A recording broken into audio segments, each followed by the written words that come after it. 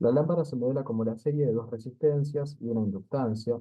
La resistencia interna R interna modela las pérdidas resistivas de la lámpara, mientras que la resistencia R hace referencia a la potencia útil que se convierte en luz. ¿De acuerdo? Entonces, esencialmente, la lámpara está modelada por esta resistencia de acá. Nosotros hicimos la clase pasada, las partes A y B, las partes C se las dejé a ustedes para que la hicieran, y me interesaría discutir con un poco más de detalle la parte D, la habíamos arrancado.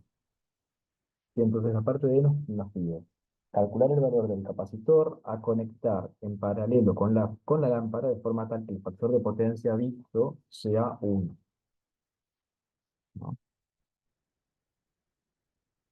Entonces, la clase pasada ya hemos trabajado un poco en esto, ¿sí? Pero vamos a volver, corremos esto por ahora.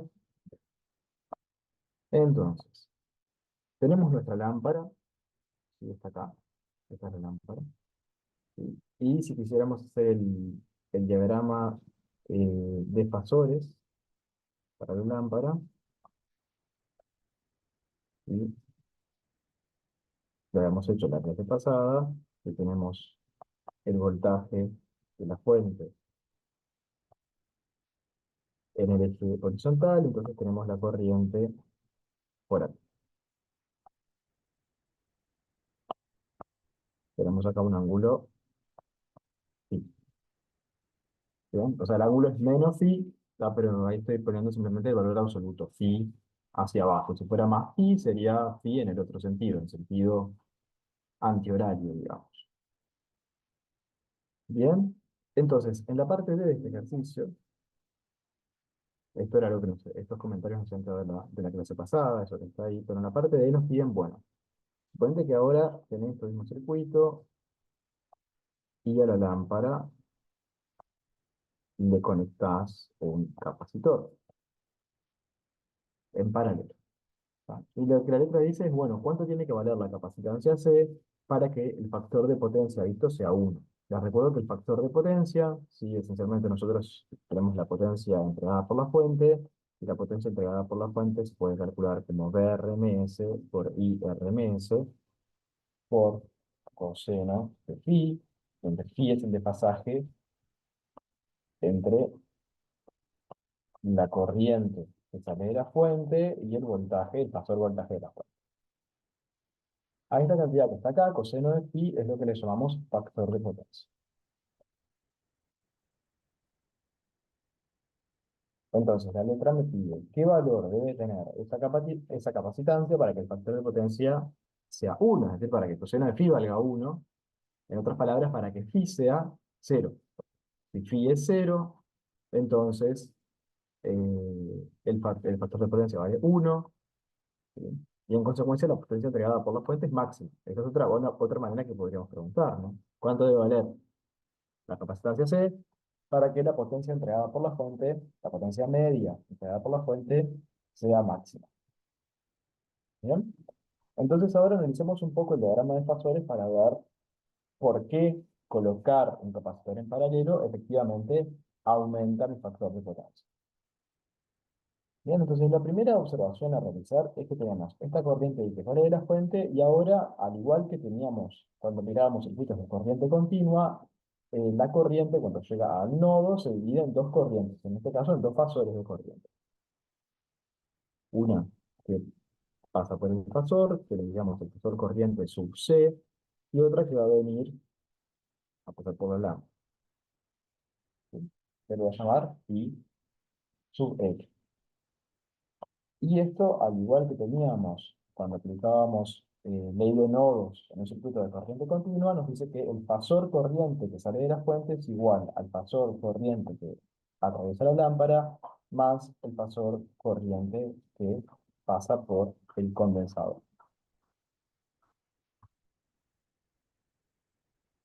Bien, tratemos de analizar un poco qué pasa con el nuevo diagrama fasorial.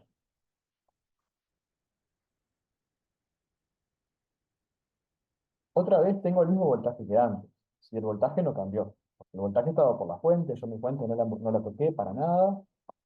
Entonces el voltaje de la fuente sigue siendo igual que antes. Lo voy a dibujar en el eje horizontal y le voy a llamar D. ¿Ah?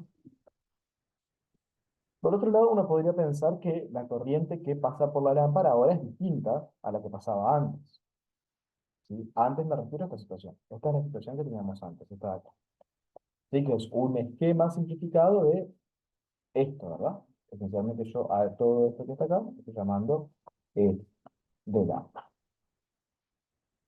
¿Ah? Entonces es este diagrama que está. Entonces la primera pregunta es si cambia en algo la corriente que pasa por la lámpara. Y la respuesta es que no cambia en nada. ¿Por qué no? Bueno, por lo siguiente, ¿de qué depende esa corriente IL? Bueno, depende de la diferencia de voltaje entre estos dos bornes, entre los dos bornes, digamos, exteriores a la lámpara, y depende de la impedancia de la lámpara. ¿Por qué? Y bueno, porque en la lámpara en particular vale que el fasor, dice, vale que el fasor voltaje de la lámpara es igual a Z, Z sin nada, Z, Z de la lámpara por el fasor corriente que atraviesa la lámpara. Entonces, fíjense que una vez que yo conecté el condensador en paralelo, el voltaje de la lámpara es igual al voltaje de la fuente. ¿Por qué? Y bueno, porque la lámpara y la fuente están conectadas en paralelo.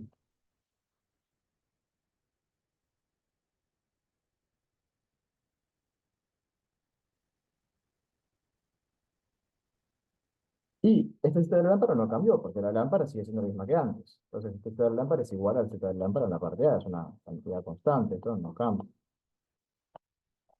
Entonces, la corriente de la lámpara, o mejor dicho, el pasor corriente de la lámpara para la parte B, tiene que ser igual al pasor corriente que atravesaba la lámpara en la parte A.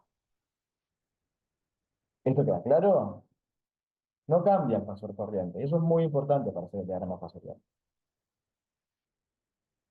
Entonces, mientras aguardo preguntas en el chat o por el micrófono, voy copiando este diagrama.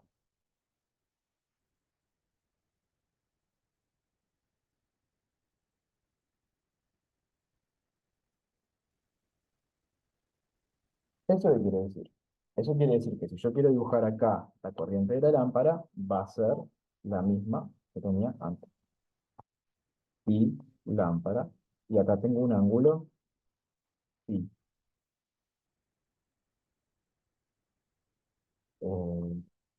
por razón, para no confundirnos, voy a poner un prima ahí, ¿ah? Porque este phi tiene un valor específico, este que yo dibujo acá, que es el phi de la parte A, así que en la letra les recuerdo, nos decían que el coseno de phi vale 0,6. Entonces no es un phi genérico, ese phi tiene un valor muy preciso. Bien, ¿qué ocurre con el condensador? Bueno, el condensador está conectado en paralelo a la fuente también.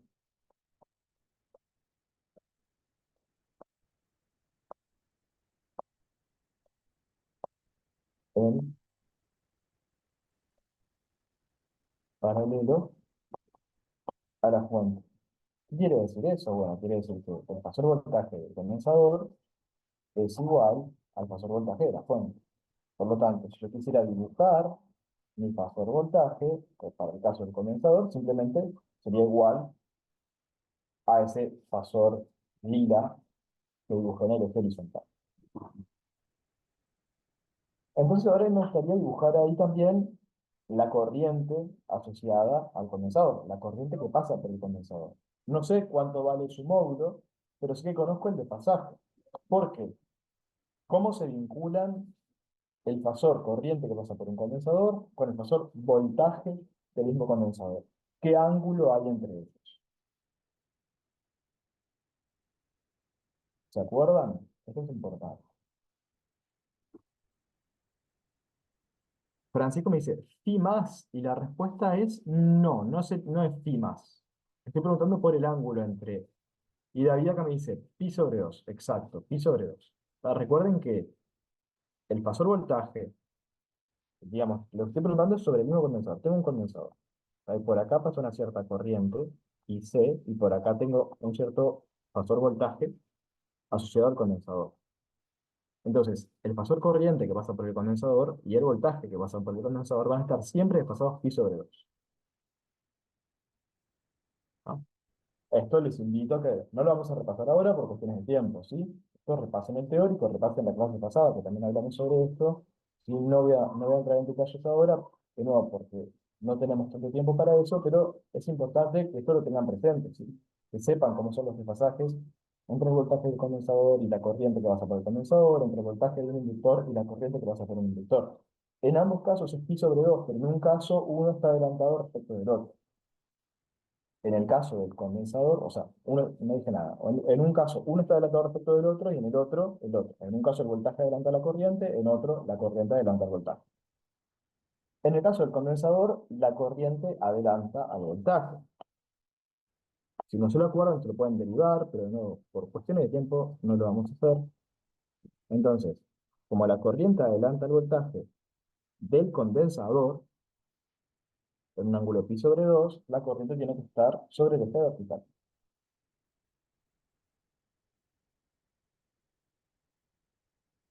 Y ahora, ¿cómo es que al final mi corriente, ¿sí? Lo que yo quiero al final, ¿sí?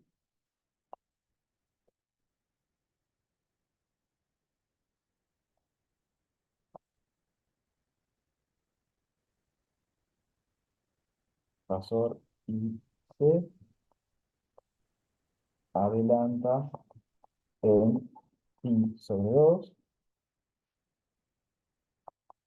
a el voltaje, el pasor voltaje del condensador,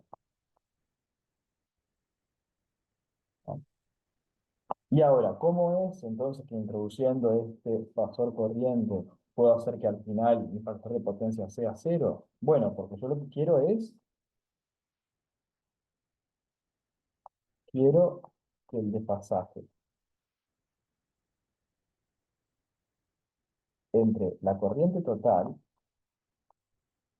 que es la suma de los fasores. Ojo, no es una suma algebraica, es una suma de fasores, la que es una suma, si quieren, de vectores en el plano complejo.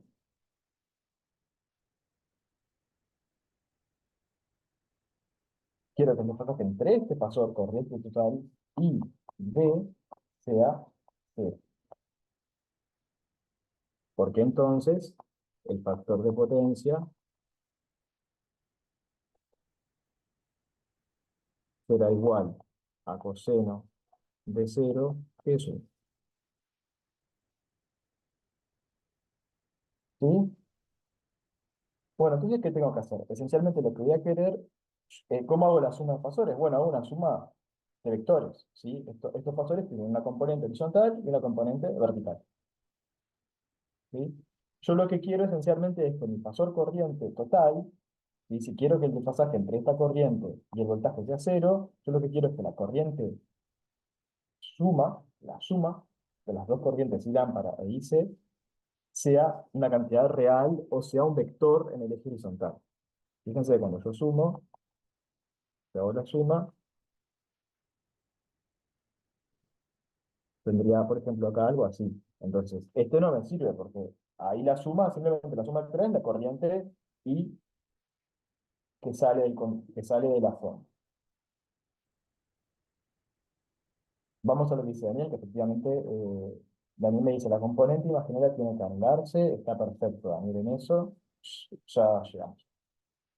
Entonces, simplemente lo quiero mostrar acá, estoy mostrando que si hago la suma vectorial para una cantidad de sub C arbitraria, no obtengo desfasaje cero. Para obtener desfasaje cero, preciso un valor muy específico de I sub C. En consecuencia, preciso una capacidad específica.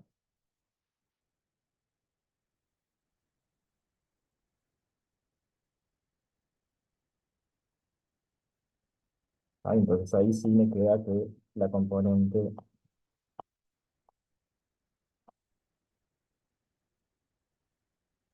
vertical o imaginaria de I es nula. Entonces, si queremos que la componente vertical o la componente imaginaria de I sea nula, esencialmente precisamos, como dice Daniel, que las componentes imaginarias de IC y de I lámpara se cancelen. Entonces, lo que voy a tener es el fasor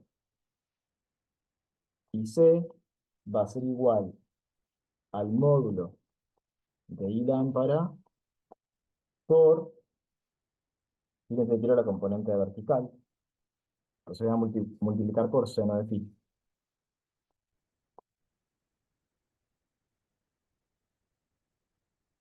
Ahí me dan coseno de phi que vale 0,6, por lo tanto, si quieren, se lo puedo escribir como la raíz cuadrada de 1 menos coseno cuadrado de phi. Y acá van los módulos de I sub c y de I lámpara. Entonces, ¿cómo calculo el módulo de I sub c? Bueno, tenemos que B sub c es igual a ZC por I sub c. Quiero módulos, tomo módulos de todos lados. Entonces, eh, el módulo de B sub C es igual al módulo de la fuente en este caso, ¿sí? Porque recuerden que B sub C, que el capacitor está conectado en paralelo a la fuente, así que acá me queda B sub 0, que es simplemente el módulo de la fuente, que era eso lo que valía. El valor absoluto de Z sub C es 1 sobre omega C, y acá tengo I sub C módulo. Por lo tanto, el módulo de IC vale omega C de sub C. Ahora quisiera calcular el módulo de I lámpara. Bueno, esto ya lo teníamos medio que calculado porque la clase pasada habíamos hallado por acá el fasor corriente. Que dijimos que este fasor corriente no cambiaba, ¿sí? Dijimos que la corriente que pasa por la lámpara es igual a la corriente que habíamos calculado en la parte A. En términos fasoriales es esta cantidad que acabo de pegar.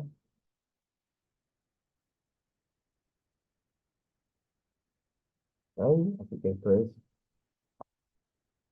I lámpara. Si quiero el módulo, me di cuenta que acá cambié de notación de, bueno, cambié de notación de fasor. Antes lo hacía con un piquito así, ahora le hago un ñoqui. Bueno, siempre me estoy refiriendo al fasor, ¿sí? No es bueno esto de estar cambiando notaciones. Bueno, en el teórico, ¿qué notación usan para el fasor? ¿Usan el ñoqui o usan digamos, el triangular, el conito? ¿Qué notación usan en el teórico?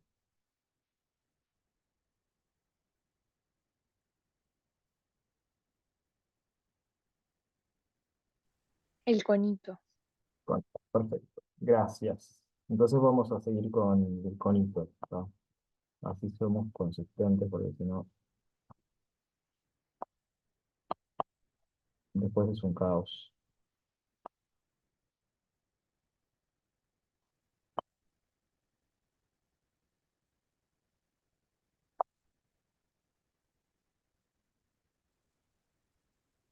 No sé por qué la cambié, la verdad. Bien,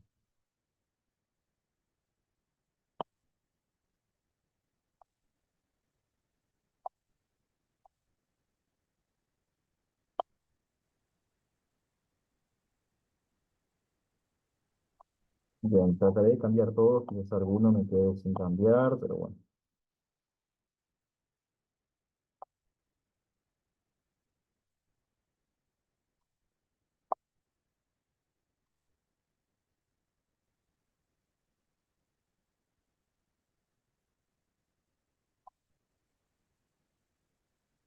Bien, creo que más o menos llegamos a cubrir todo.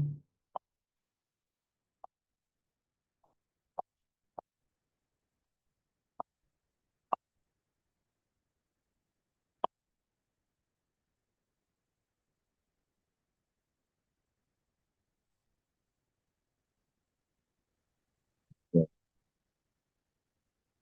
Listo, y me cansé. Sí, así que los demás donde vean un gnocchi va a cambiar, cámbialo por sombrerito. ¿Sí?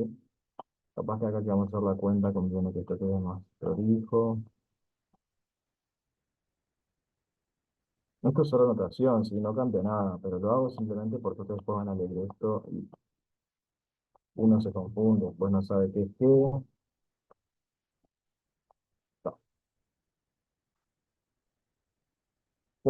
Entonces volvamos. Irán para el módulo, es simplemente el módulo del numerador, que es de sub cero, es el módulo del voltaje de la fuente.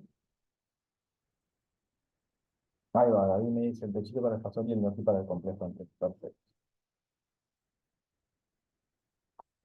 Entonces, el módulo sería b sub cero dividido el módulo del denominador, que el módulo del denominador es la parte real al cuadrado más la parte imaginaria al cuadrado. Entonces ahora lo sustituyo esto acá y me queda módulo de IC, que vale omega C de sub cero, es igual a módulo de I lámpara, que es de sub cero, dividido raíz cuadrada de R más R interno al cuadrado, más omega cuadrado al cuadrado, por raíz cuadrada de 1 menos coseno cuadrado.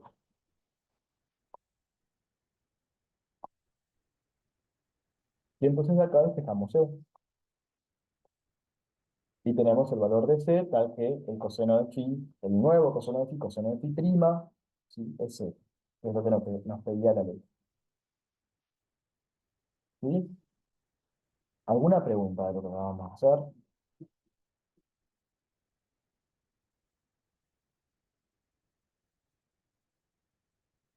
Este tipo de ejercicios es muy habitual que en parciales exámenes se pida por un condensador, por ejemplo, conectado en paralelo, tal que el factor de potencia sea cero, o bueno, de achicar el factor de potencia. Fíjense que capaz que nos podrían pedir, bueno, que el factor de potencia se achique en determinado factor. Entonces ahí capaz que no tendría una corriente total que estuviera en el eje horizontal, pero que estuviera más próxima al eje horizontal. Ahí me pregunta, ¿cambiaste seno de phi por raíz cuadrada de 1? Sí, cambié, ¿qué hice el cambio David me dice ahí? Porque en realidad el dato era por coseno de phi y no seno. Pero si ustedes usaban la calculadora, podían hacerlo con la calculadora. Ahí dejarlo en términos de seno de phi.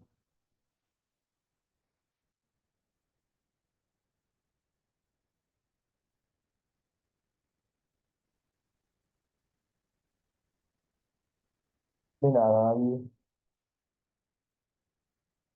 Bien, mientras espero más preguntas, en algunos otros ejercicios no les van a decir, ¿sí?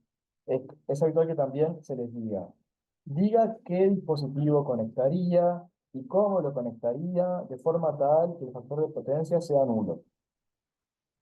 ¿Qué quiero decir con esto? Que no les van a decir que conectan en paralelo un condensador, que ustedes van a decir que tendrían que conectar en paralelo un condensador y además tendrían que calcular el valor de esa capacidad. Ese tipo de ejercicio también es común. ¿Cómo me doy cuenta si debo conectar un condensador? Bueno, hago mi diagrama de Fasor, ¿no? Que sería mi diagrama de Fasor es original. ¿Sí? Si la corriente está atrasada respecto del voltaje, como es este caso, significa que es un circuito predominantemente inductivo. En este caso era obvio porque solo teníamos un inductor, no había ninguna capacitancia.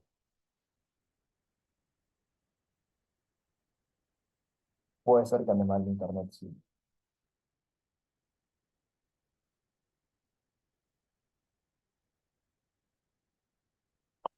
Primero me gustaría saber si funciona mal el internet, que me digan porque puedo conectarme, no sé, al internet del teléfono. Que una vez ya lo hice y anduvo mejor.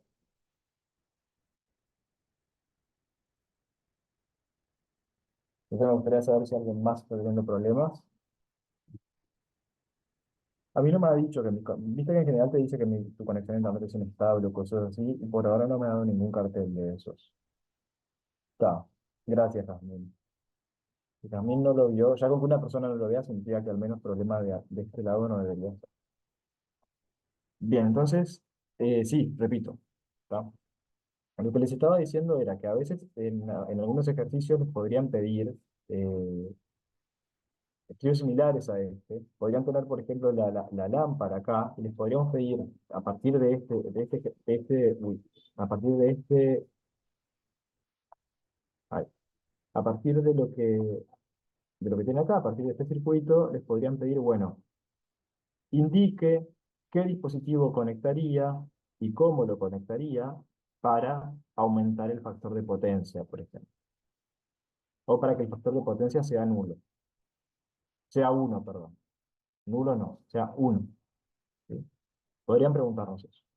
Sin decirnos que es un condensador. Entonces, en ese caso tendrían primero que averiguar que es un condensador en paralelo y después calcular el valor de la capacitancia. A veces no sería un condensador, a veces quizás conviene poner ahí un inductor. No siempre va a ser un capacitor la respuesta. Entonces, ¿cómo me voy a dar cuenta si es uno o es otro? Bueno, una manera simple de darse cuenta es, primero, siempre en general los ejercicios que vamos a proponer vamos a tener que conectar algo en paralelo. Entonces lo voy a pensar de una manera simple, ¿sí? Voy a pensar, bueno, voy a conectar algo en paralelo a la lámpara en este caso. Si la lámpara donde yo puse L podría ser cualquier cosa, ¿sí? Cualquier otra cosa que yo tenga en el circuito lo condenso en esa cosa que llamé L. Si no importa todo lo que yo tenga, al final voy a poder reducirlo a algo de este estilo, ¿sí? Entonces, yo voy a conectar algo, un condensador o un inductor en paralelo a todo lo demás, ¿sí? Y la pregunta ¿es un condensador o es un inductor? ¿Cómo me doy cuenta? Bueno, si quiero llevar, por ejemplo, ese ángulo phi a cero, tengo que fijarme si la corriente está adelantada o atrasada respecto al voltaje. Si la corriente está atrasada respecto al voltaje, como es este caso, significa que es un circuito predominantemente inductivo. En este caso, eso es obvio porque solo tenía un inductor, no tenía ningún condensador en mi lámpara. ¿Bien? Entonces, si está atrasada y yo quiero llevar el ángulo phi a cero, es claro que tendría que poner un condensador. ¿Para qué? Porque si tengo un vector así, si mi otra corriente es así, cuando haga la suma vectorial, efectivamente voy a poder mover la corriente total y llevarla hasta acá. Pero suponete que tuvieras, en lugar de tener un circuito predominantemente inductivo, como es este caso, suponete que tuvieras un circuito, ay, ay, ay, suponete que tuvieras un circuito predominantemente capacitivo. ¿Vale? Voy a hacer al final porque no es este el caso. Pero si vos tuvieras un circuito predominantemente capacitivo, tendrías un diagrama fasorial de efectivo. Tendrías acá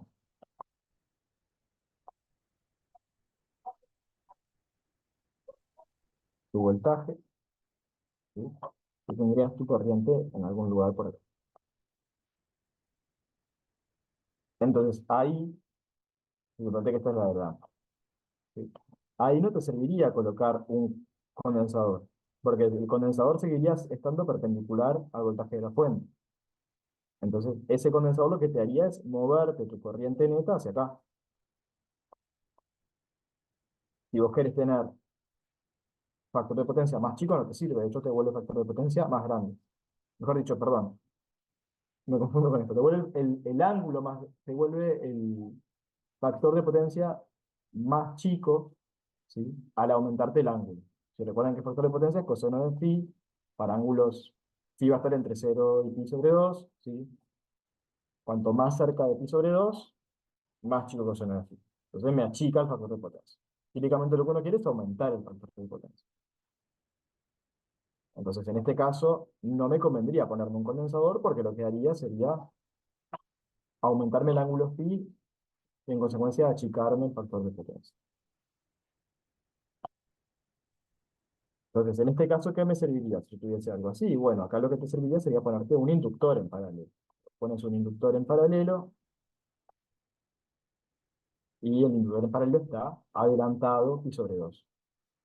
Entonces, ahora sí, con un inductor en paralelo podrías hacer el mismo juego que hicimos en nuestro ejercicio de la lámpara, solo que ahora está cambiado de lugar, digamos, pero puede ser el mismo juego y obtener efectivamente una corriente neta cuyo desfasaje con respecto a la fuente sea nulo.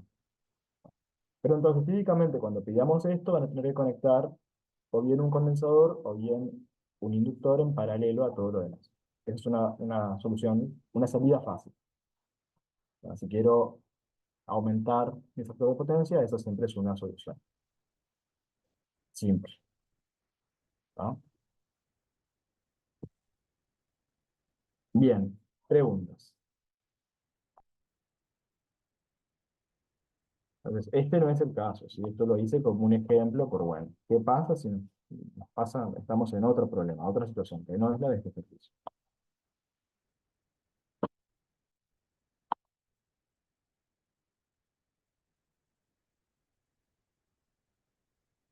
¿Preguntas?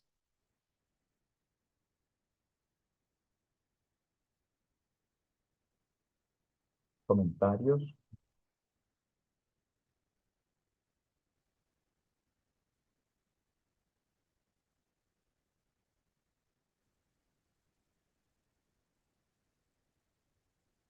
Bien,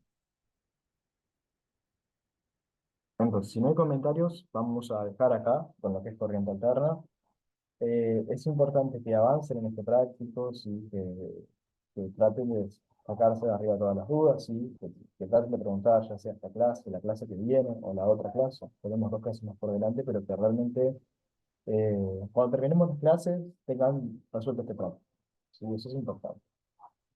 Eh, Hay otros prácticos, no sé, el último práctico, si no resolvieron todo, bueno, yo creo que es un tema que más o menos, por su cuenta, preguntando en el foro y viendo la clase de consulta para los parciales, pueden sacarlo adelante. Pero ese tema estaría bueno que lo tuvieran bastante resuelto al finalizar el curso. ¿Sí? Muy bien, si no hay preguntas, entonces vamos a tomarnos 10 minutos para que quienes no lo hayan hecho aún, llenen la encuesta docente, ¿sí? Recuerden que mi nombre es Nahuel Barrios, están escuchando, entonces que llenen mi encuesta y que llenen también la encuesta del curso, ¿sí? Que es la primera que aparece. Entonces, 10 minutos, son 8:05, así que hasta 8:15. 8:15 volvemos y arrancamos con ondas electromagnéticas y leyes de Maxwell. ¿De acuerdo? Sí, todo el mundo logró completar las encuestas.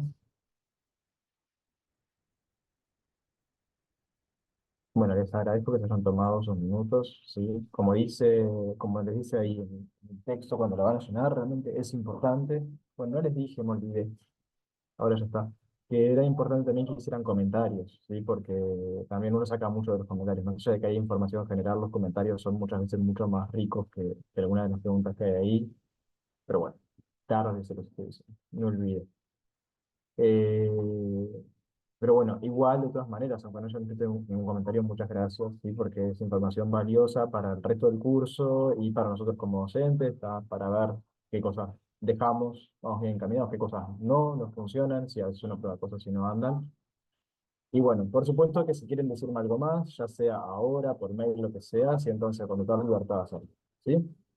Bien, retomamos porque el tiempo apremia, ¿sí? Vamos corriendo un poco de atrás, pero bueno, creo que vamos a avanzar bastante, si no igual tenemos una clase extra al final, así que si nos atrasamos un poco, igual no es grave.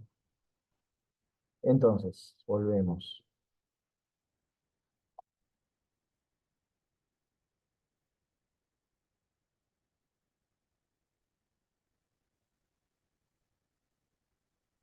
Un segundo.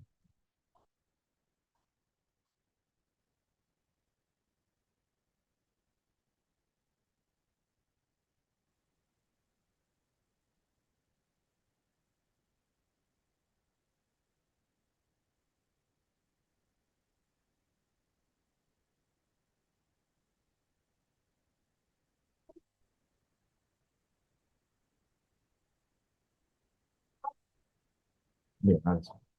Entonces, el práctico 11 tenemos ecuaciones de Maxwell y yo le agregué ondas electromagnéticas, ¿sí? Es un práctico donde vamos a ver ondas electromagnéticas y a este práctico lo complementamos con el práctico de la semana que viene, el último, donde seguimos viendo ondas electromagnéticas desde otra perspectiva, ¿sí? Todo sigue siendo óptica, veremos por qué, lo veremos en unos momentos. Entonces voy a arrancar con el primer tema, ecuaciones de Maxwell. Sí, los dos están entrelazados, obviamente, pues están en un único práctico, sí, pero vamos a ver que hay, si se quiere, dos tipos de ejercicios en este práctico. Así que voy a arrancar viendo un poco de ecuaciones de Maxwell, vamos a hacer un ejercicio y después vamos a hablar de ondas electromagnéticas. Entonces, habíamos visto hasta ahora la ley de Faraday,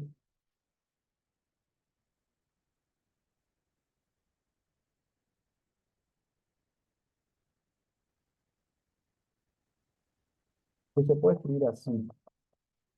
La forma inducida, no sé si se acuerdan, pero se puede escribir como la integral o la circulación del campo eléctrico, la integral de una curva cerrada del campo eléctrico, igual a menos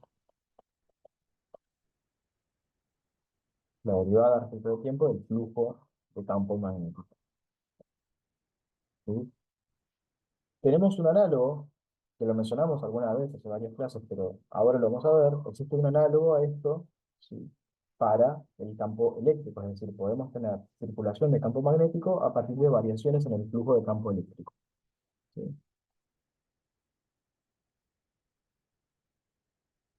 Y vamos a escribirlo primero así.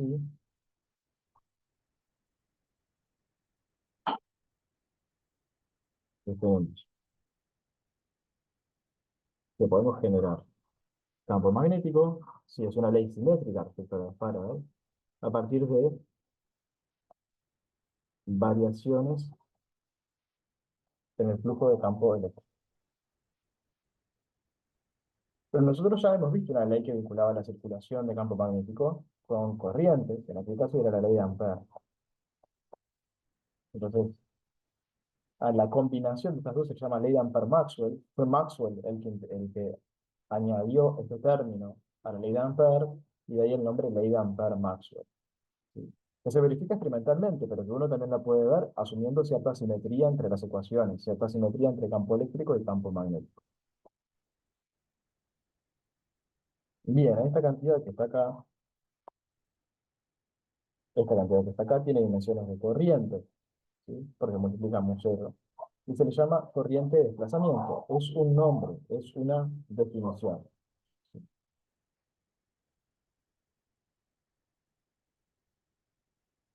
Una definición. Corriente de desplazamiento.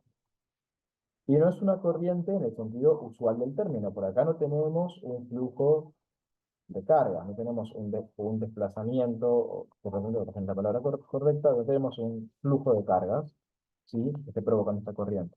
Lo único que tenemos es una variación del flujo de campo eléctrico. Pero es conveniente escribirlo de esta manera, porque si escribimos, si le llamamos a todo ese término completo, epsilon cero, d phi e, dt, llamamos i de desplazamiento, entonces la ley de Ampère-Maxwell adquiere una expresión bastante simple, que es simplemente que la circulación del campo magnético es igual a mu cero por la corriente más la corriente de desplazamiento.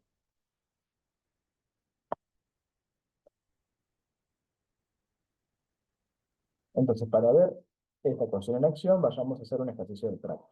¿Sí? Práctico 11.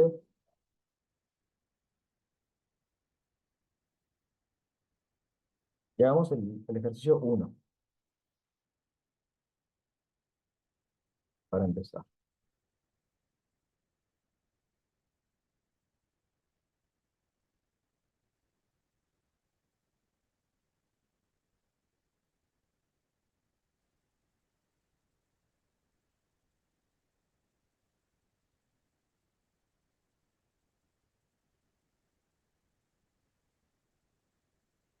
Dice, por un capacitor de placas cuadradas de 1,22 metros de lado, entonces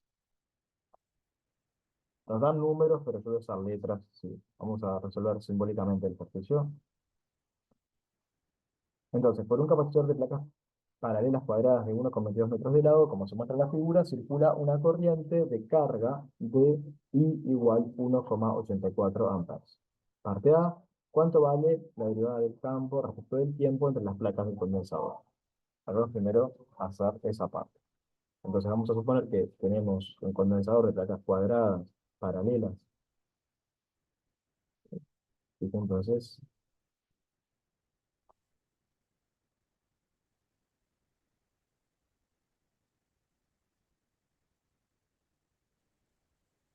un condensador de placas cuadradas, bueno, más o menos cuadradas.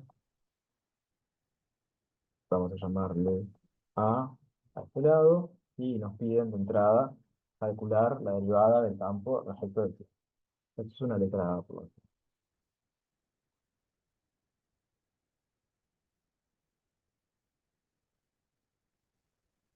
¿A alguien se le ocurre algún camino para hacer eso?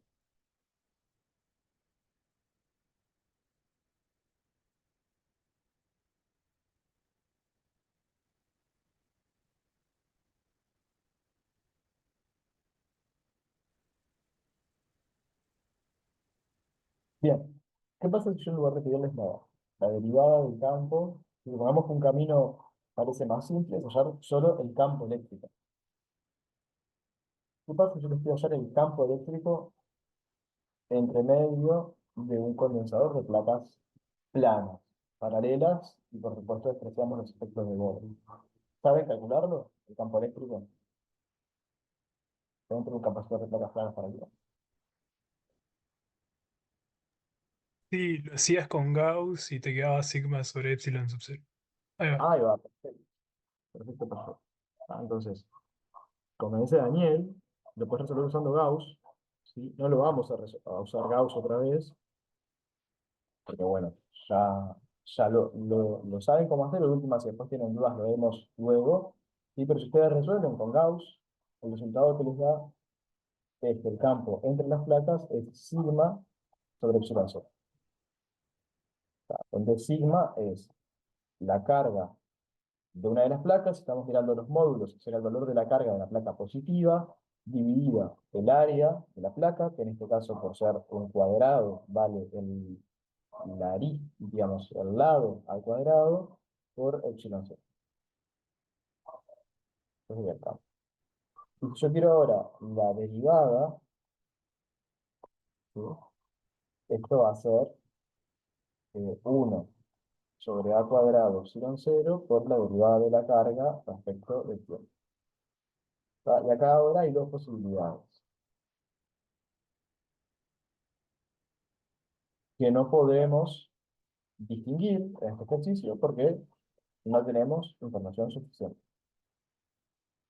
Una posibilidad es que el capacitor se esté cargando.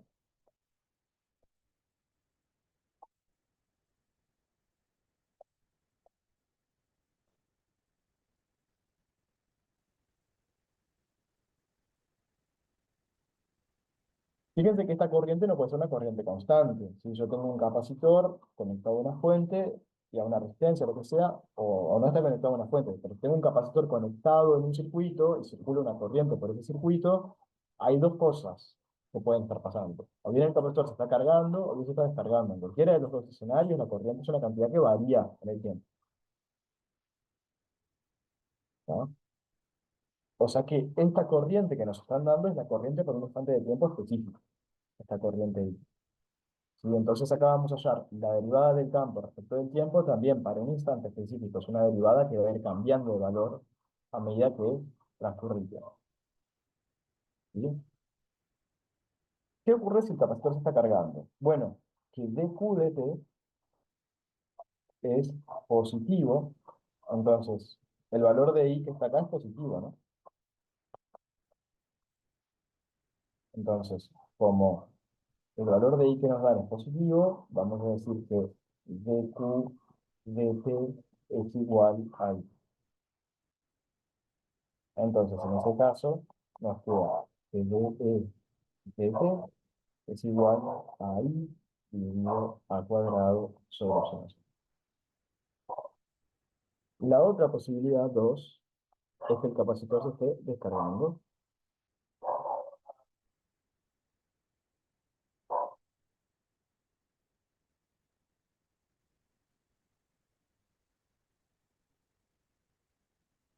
En ese escenario, la derivada de la carga respecto del tiempo es negativa, entonces la derivada de la carga respecto del tiempo se vincula con la corriente de esta manera. Aparece ahora un signo menos. Y por lo tanto, la derivada del campo respecto del tiempo es menos I sobre A cuadrado por epsilon cero. Es también negativa. ¿Tiene sentido? Sí, porque esto lo que quiere decir es que si mi capacitor se está descargando, el módulo del campo eléctrico va disminuyendo a medida que avanza el tiempo. Tengo menos carga, tengo menos campo. Entonces tiene sentido. Ah, bien, para simplificar, en las partes siguientes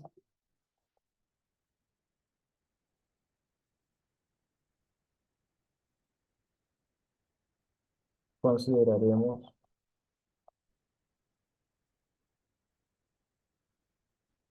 el escenario uno. Pero podrían considerar el escenario 2, solo tienen que poner esos signos menos donde corresponde. ¿Alguna pregunta de lo que hicimos hasta acá?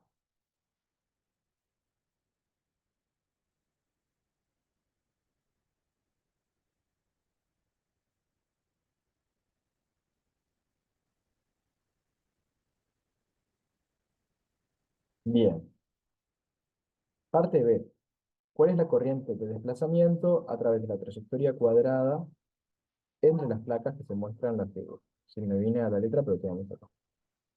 ¿Sí? Entonces, acá aparece una trayectoria cuadrada, es esta, que en realidad estrictamente está entre las placas de los condensadores. Entonces tengo,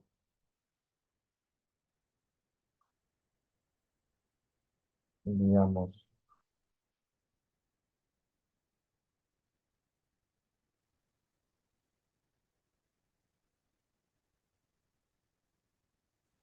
y por acá vamos a dibujar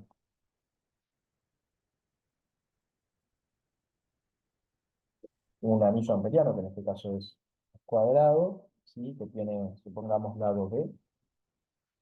Vamos a no usar lunas puntuadas.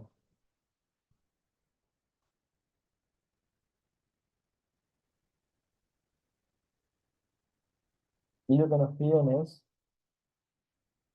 cuál es la corriente de desplazamiento a través de la trayectoria cuadrada entre las placas que se muestra en la figura. ¿Ah? ¿Y se acuerdan la definición de corriente de desplazamiento que vimos recién?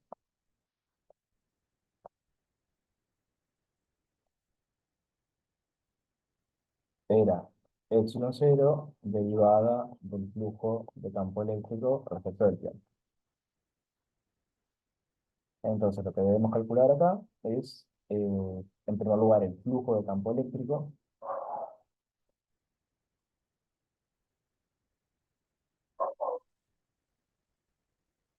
que cuánto vale.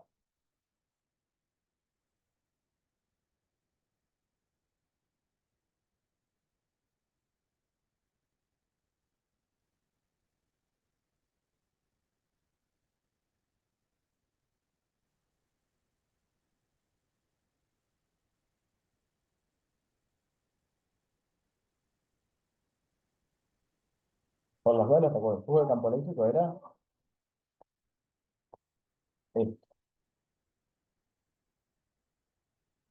Lo primero a observar es que el campo E, si yo acá voy a tener, supongamos que esta placa está cargada con más, esto va cargado así.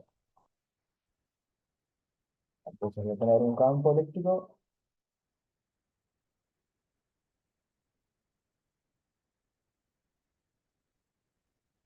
de esta forma.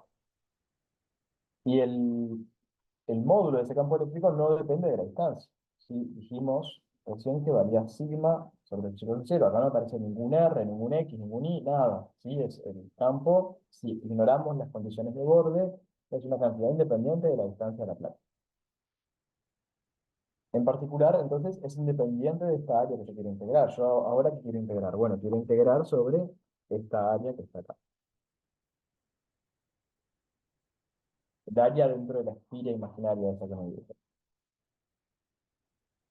Que tiene es un cuadrado, el lado B. Entonces, el flujo, como el campo es independiente de cualquier punto, de la posición de cualquier punto, puedo sacarlo para fuera de la integral, y en consecuencia, el flujo de campo eléctrico me queda simplemente el campo por el área de ese cuadrado, que es b al cuadrado, y el campo valía sigma sobre epsilon cero, b cuadrado, y sigma era la carga sobre el lado del cuadrado de la placa, que valía A.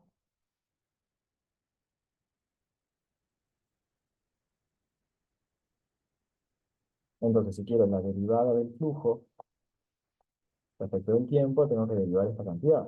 Fíjense que b cuadrado, a cuadrado y epsilon cero son independientes del tiempo, y dq de t, asumiendo que dq de t es positivo, me queda y, por lo tanto, la derivada del flujo respecto del tiempo vale b cuadrado sobre a cuadrado epsilon cero por i.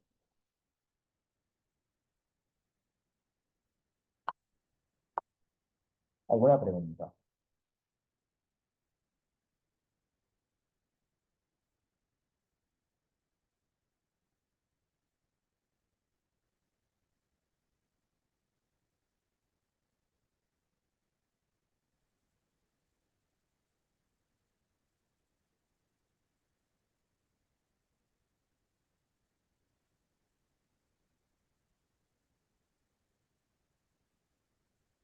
¿No?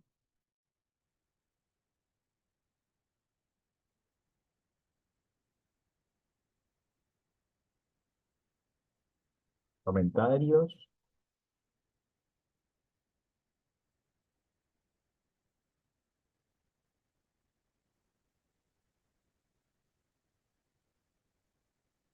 Ah, gracias, Federico, por responder. Entonces, seguimos. Y personas que pueden parar en cualquier momento. Entonces, ahí tenemos cuánto vale la derivada del flujo. Diríamos la corriente de desplazamiento, pero la corriente de desplazamiento es simplemente multiplicar la derivada del flujo por epsilon cero. Y por lo tanto, la corriente de desplazamiento es igual a, si multiplico por epsilon cero, simplemente lo que hago es cancelar este epsilon cero que está en el denominador. Por lo tanto, el resultado es b cuadrado sobre a cuadrado por i.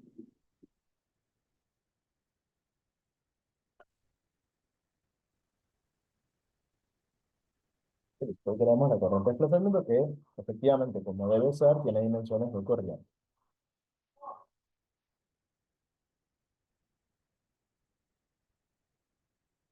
Parte C. ¿Cuánto vale la integral de línea del campo magnético alrededor de esta trayectoria? Pues ahora, otra vez, tenemos la trayectoria. Bueno, asumiendo que... déjame pensar un segundo esto.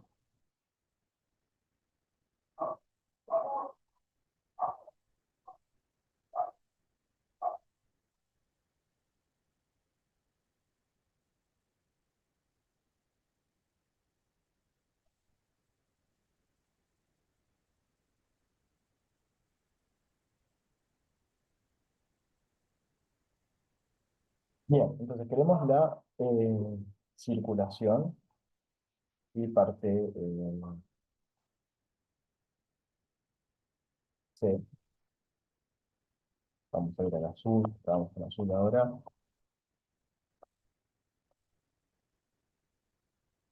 Queremos la circulación de campo magnético en esta trayectoria.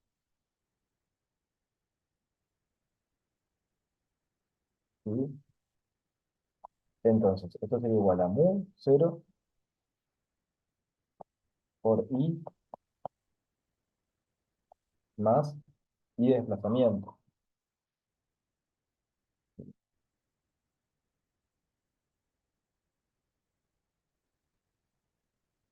Bien, fíjense que esta i de desplazamiento me queda positiva.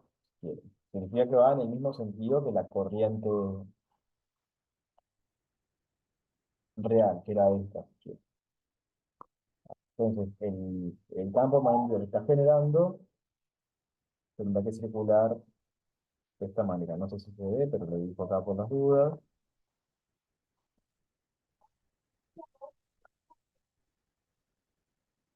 Tendrá que circular de esta manera. ¿Tá? Fíjense que corriente, como flujo de cargas usual, no hay. Vale cero esa corriente. Porque, bueno, porque si te fijas acá hay vacío, estoy mirando entre las placas. Sí, por definición el aire para nosotros no conduce cargas, y no hay conducción de cargas entre las placas del condensador, por lo tanto no tengo un flujo de corriente entre una placa y la otra. Por lo tanto, la corriente, que es la corriente en el sentido usual, vale cero. Y tengo un campo magnético generado, efectivamente hay un campo magnético entre las placas del condensador, pero ese campo magnético se debe exclusivamente a la corriente de desplazamiento. ¿Y cuánto vale la circulación? Bueno, la circulación va a valer simplemente B por el perímetro de la curva, y el perímetro de la curva vale simplemente 4 veces al lado, y el lado valía, en este caso, B, porque estoy mirando esto,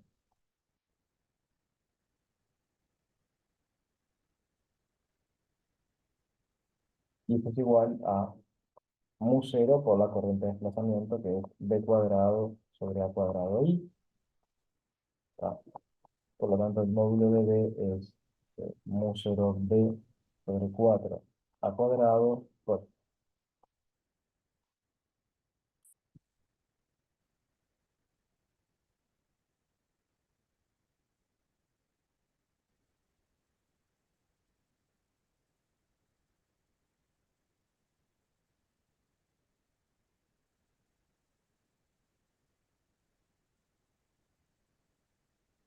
Y para la última parte que nos pide cuánto vale la corriente de desplazamiento una vez que el capacitor está completamente cargado.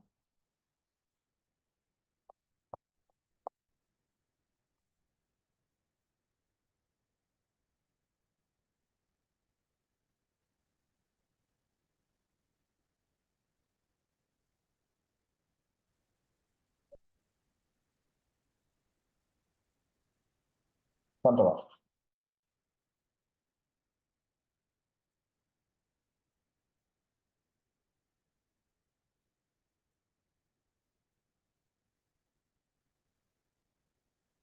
No recuerdo la definición.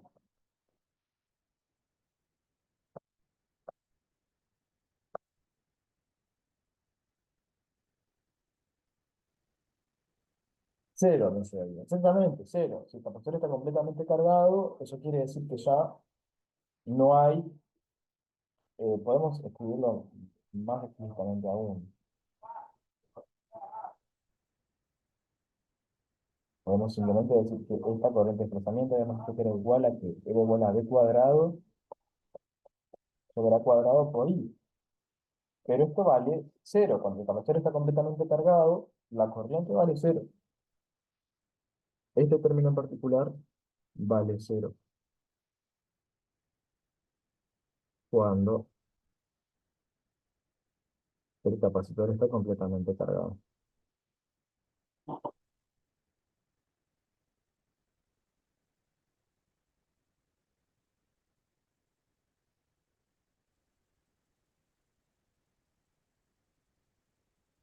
Por lo tanto, la corriente de desplazamiento es nula.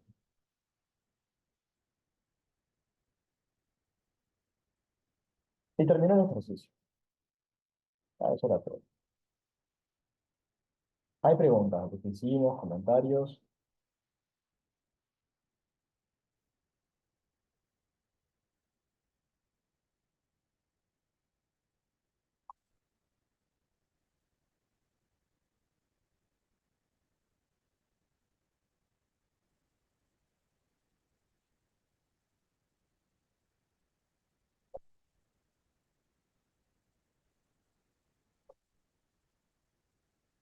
Bien.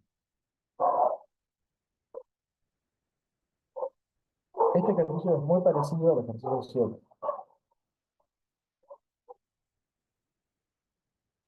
¿Cuál es la diferencia? La diferencia es que en el ejercicio 7 tienen un cable, que está acá, que conecta una placa con otra. Entonces, cuando ustedes tienen un cable que conecta una placa con otra, la única diferencia que van a tener es que cuando hagan la ley de Ampère-Maxwell,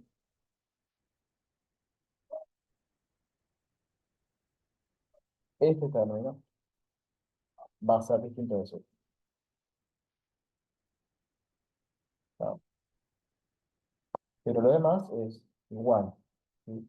Otro comentario que yo le dije, bueno, todo esto depende de T. ¿Dónde se ve acá que todo esto depende de T? Bueno, fíjate que acá simplemente te quedó el campo magnético, ¿sí? Mu 0 B sobre 4 cuadrado por acá. Esto ahí es una I de T, porque dijimos que el condensador se está cargando, por ejemplo. Y entonces el campo magnético va a variar en su magnitud a medida que I varía en su magnitud también. Por lo tanto, ahí es claro que todo esto depende del tiempo.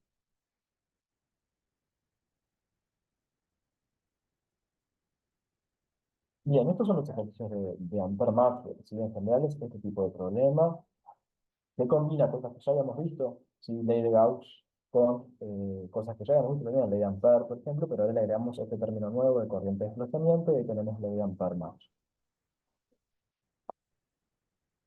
Bien, el otro gran tema, ese que ocupa la mayor parte de los ejercicios en este práctico, es ondas electromagnéticas. ¿No? Entonces, para eso conviene empezar escribiendo todas las leyes de Maxwell.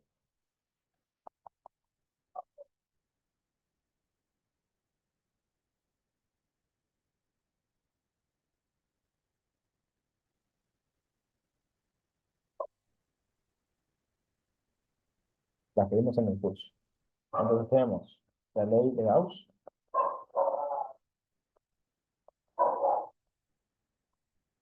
no trabajamos con ella, pero existe la ley de Gauss para el campo magnético, que es igual a cero porque no hay monopolos magnéticos. Y después tenemos la ley de Faraday,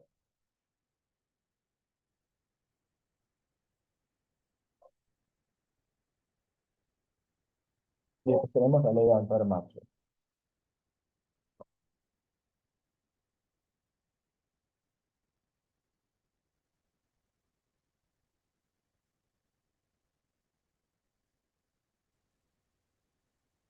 Estas leyes están escritas acá de una forma integral, ¿sí? Usualmente después cuando vean el electromagnetismo, por ejemplo, van a ver que existe otra forma, que es la forma vectorial de escribir esto, vectorial no, perdón, diferencial de escribir esto, que uno les trabaja en función de gradientes, divergencias, etcétera. Pero bueno, eso queda para el futuro. Y hay varias formas de escribirlo. Hay otras formas más avanzadas aún de escribirlo, pero por ahora vamos a conformarnos con esta versión que ya es un montón. ¿Sí? Toda la información que precisamos está contenida acá.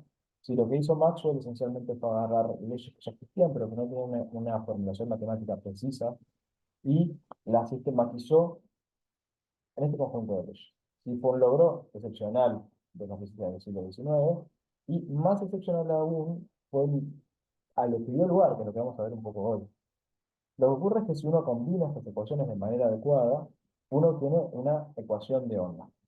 ¿Sí? No voy a andar demasiado en que es una ecuación de onda. Aquellas personas que hayan cursado física 2 ya lo vieron, pero no voy a andar demasiado. La cuestión es que hay una ecuación que nos permite decir que, bueno, que estas ecuaciones del electromagnetismo son compatibles con la existencia de ondas electromagnéticas. Sí, de ondas, de campos eléctricos y magnéticos que se propagan en el espacio.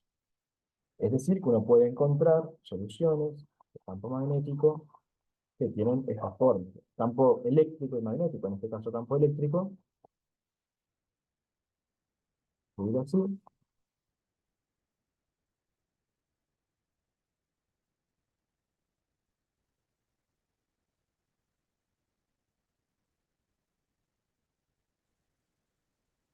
déjenme preguntarles algo que es importante.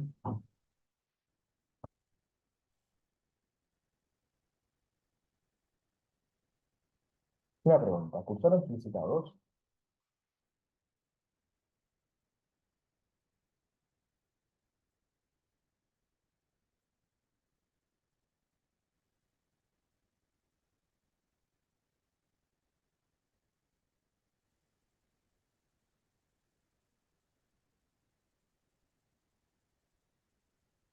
Bien, me quedo muy contento que el 100% de las personas que contestaron dijeron que sí. No, espero que las personas que no contestaron también, porque eso les simplifica notablemente la vida en el curso. Porque entonces ahora yo les digo, bueno, tiene solución de onda y escribo esto, ustedes entienden que esto que estoy escribiendo efectivamente es como tratamos a las ondas sinusoidales normalmente. Yo lo que les estoy diciendo es que el módulo del campo varía como una onda sinusoidal, tanto el módulo del campo eléctrico como el módulo del campo magnético. A diferencia de las ondas que veían en física 2, que eran ondas de presión, o bueno, o la onda de una cuerda en una dimensión, esencialmente, ¿sí? Eh, que no eran cantidades, el desplazamiento no era una cantidad vectorial, porque era unidimensional en ese momento, la onda de presión es una cantidad escalar, cuando hay sonido. En este caso estamos hablando de ondas, son, son sus componentes son vectoriales, digamos. El campo es un vector. Yo escribí el módulo oscila de esta forma, sí, pero en realidad tengo que pensar que esto es un vector. Eso ahora lo vamos a ver con más cuidado. ¿Sí? Pero bueno, por lo menos si nos concentramos en el módulo, sabemos que el módulo varía de esta forma. Hay una primera observación a notar, que es que el campo, si quieren,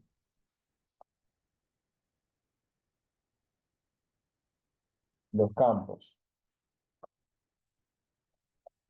eléctricos y magnéticos están en fase. Y esto va a ocurrir siempre para una estación de servicio magnética. ¿Qué quiere decir que estén en fase? Bueno, que si yo quisiera escribir acá más phi, estaría mal. O mejor dicho, estaría bien siempre que phi valiese cero o bueno, un múltiplo de 2 phi. ¿No? Entonces, primera observación, siempre lo escribo así. ¿No? Segunda observación, el campo eléctrico siempre es perpendicular al campo magnético, en una onda electromagnética. Cosa que tiene sentido, por lo que ya hemos visto con Faraday y Ampere, ¿sí? Eh, si tengo una oscilación de campo magnético, tengo un cambio de flujo de campo magnético en un plano, voy a tener una corriente en una trayectoria que es perpendicular, ¿sí? Yo tengo, ¿qué es lo que quiero decir? Tengo una variación del flujo de campo magnético en este tipo de sistemas, que hemos visto un montón de veces ya, voy a generar una corriente en este plano. Entonces, voy a generar una corriente, es decir, un campo magnético en un plano perpendicular a la dirección en la que tengo campo magnético. Ya lo hemos visto. Como en realidad, cuando yo genero ondas electromagnéticas, lo que estoy teniendo todo el tiempo es una jugada entre ley de Ampere, Maxwell y ley de Faraday, y de tener cambios en el campo magnético que me van a generar campos eléctricos y cambios en los campos eléctricos, entonces me van a generar campos magnéticos. Entonces, lo que yo tengo todo el tiempo es que el campo eléctrico y el magnético están en direcciones perpendiculares.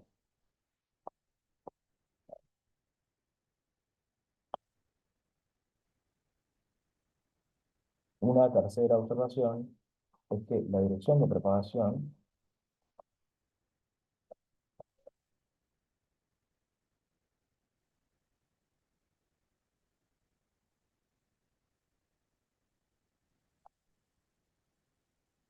de la onda es paralela, paralela a el producto vectorial de corriente. ¿No? Y en un segundo,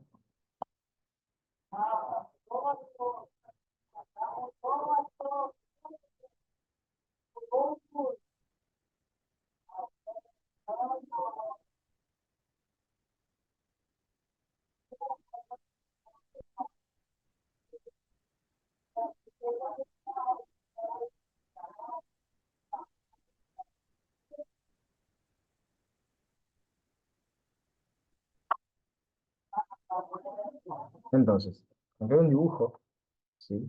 Donde pueden ver un poco acá. Lo único que falta de este dibujo que a mí no me gusta es que acá, esto es un campo, ¿no? Entonces, directamente es un vector. Entonces, acá todas estas cosas deberían tener flechas. Y acá también tengo campos. Entonces, faltan las flechas. Entonces tengo esencialmente, esto es una onda electromagnética, tengo el campo eléctrico y el campo magnético que se pueden ver en direcciones perpendiculares entre sí. Acá podemos ver la oscilación, acá es como si le hubiera tomado una foto, digamos, al campo eléctrico. Esto es por un instante de tiempo fijo. Entonces puedo ver la variación sinusoidal del campo eléctrico, puedo ver la variación sinusoidal del campo magnético. Puedo ver que están en fase, ¿sí? No están desfasados. Eh, y puedo ver, es importante, así que voy a hacerlo otra vez, es importante que estén estas flechas.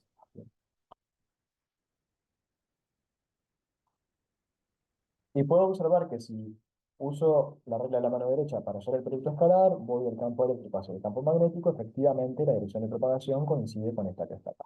Entonces, efectivamente, la dirección de propagación es perpendicular, o mejor dicho, es paralela al producto vectorial del campo eléctrico con el campo magnético.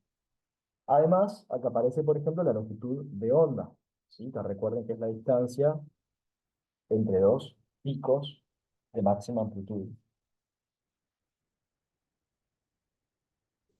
con mismo signo, ¿sí? No vale entre estos dos picos. Y otro comentario a hacer es que, bueno, esto es como si tuviera como una foto. Si yo al revés tuviese un video, y donde pudiera haber diferentes instantes de tiempo, lo que yo vería es que esta onda se desplazaría en este sentido, ¿no? Eh, no, vamos a ver. No, seguramente, yo no miré, se me está ocurriendo ahora, seguramente si buscan en YouTube o por ahí en Google debe haber alguna simulación de esto. Si se me acaba de ocurrir, se no se la estuviera acá. Pero si no se buscan, seguro hay, ¿tá? Pero más allá de eso, seguramente lo pueden imaginar que tenemos también un desplazamiento en este sentido, ¿sí? Ese desplazamiento es temporal.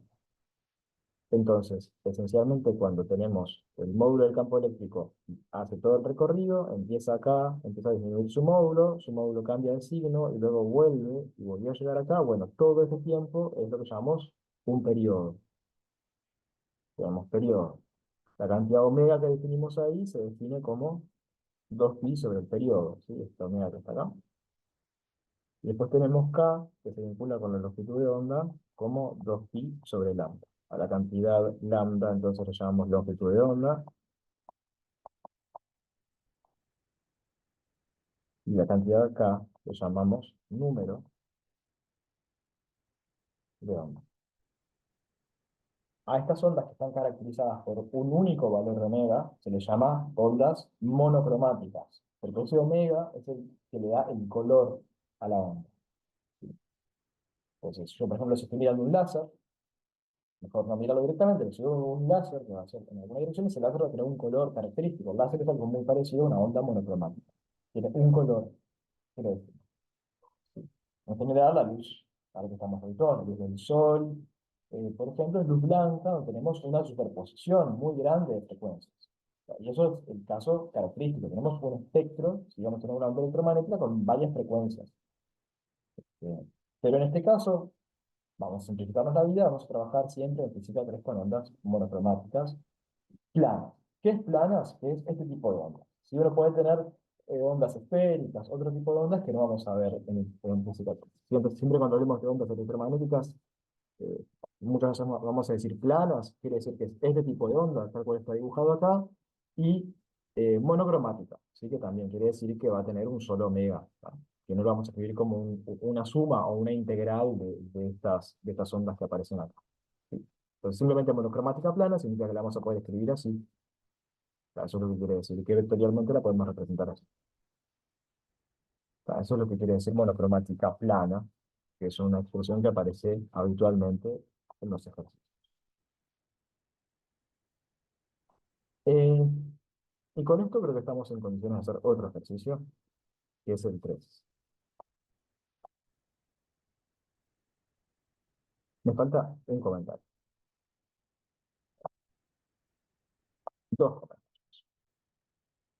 Uno puede probar que existen ondas planas, o mejor dicho, que uno puede derivar una ecuación de onda a partir de las leyes de Maxwell, entonces puede derivar soluciones de onda de las leyes de Maxwell y decir, bueno, no sé, las leyes de Maxwell dan lugar a ondas electromagnéticas, pero no solo dan lugar a ondas electromagnéticas, sino que uno puede calcular cuánto es la velocidad de esas ondas a partir de la ecuación de onda. Uno de los términos que aparece en la ecuación de onda es la velocidad al cuadrado.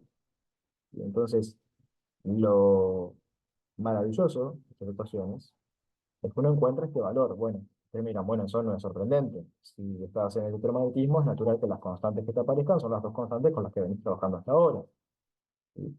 Una que es la permitividad y otra la permeabilidad del vacío. Si acá estamos hablando siempre de la luz en el vacío, la velocidad de la luz cambia según el medio en el que esté, en el vacío tiene un valor específico. Bueno, yo les adelanté, no spoileé. Lo que quería decir es que esto es igual a la velocidad de la luz. Y esto es altamente no trivial. Cuando la gente descubrió esto, tenían calculado por otros métodos la velocidad de la luz, vienen acá, habían calculado por otros métodos mu cero, epsilon cero, después se dan cuenta que esas dos cosas coinciden. Eso es impactante, porque eso lo que termina demostrando es que la luz es una onda electromagnética. ¿Sí? Y dedujimos su velocidad del vacío a partir de otras constantes, a partir de cosas que parece a priori poco tienen que ver con la luz. Que al final tienen todo que ver. La luz es una onda electromagnética. Pero en su momento nadie sabía esto. Entonces esto es realmente un resultado muy bonito, me parece a mí, de las ecuaciones de Maxwell. ¿Sí? Ver que este C, que se vincula con mu cero epsilon cero, no es otra cosa más que la velocidad de la luz. Esto lo que nos dice es que las ondas electromagnéticas, o mejor dicho, que la luz es una forma de onda electromagnética. Y de ahí que hablemos de óptica, pues, cuando estemos estudiando ondas electromagnéticas. Óptica es el estudio de la luz, pero bueno, al final estamos estudiando ondas electromagnéticas. Eso es la óptica. ¿Sí? Entonces, la clase que viene vamos a hacer un parámetro es óptica, pero que es un estudio con otras técnicas específicas para estudiar la luz, que es una forma de onda electromagnética. ¿De acuerdo? Y un último comentario para los ejercicios, será útil, ustedes probarán en el teórico esta relación, ¿sí? O que también se puede escribir si tienen toda la onda, dado que están en fase, esto también se cumple para toda la onda. Como lo quieran escribir, es válido para los dos. ¿No? Profe, Sí, ¿ahí la velocidad de la luz no es uno sobre eso? ¿Sobre esa eh, raíz? sí, está bien. Gracias.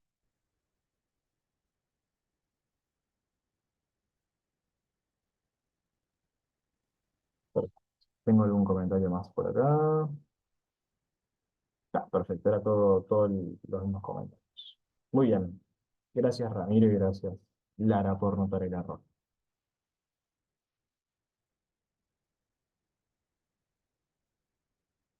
Bien. ¿Algún otro comentario o pregunta?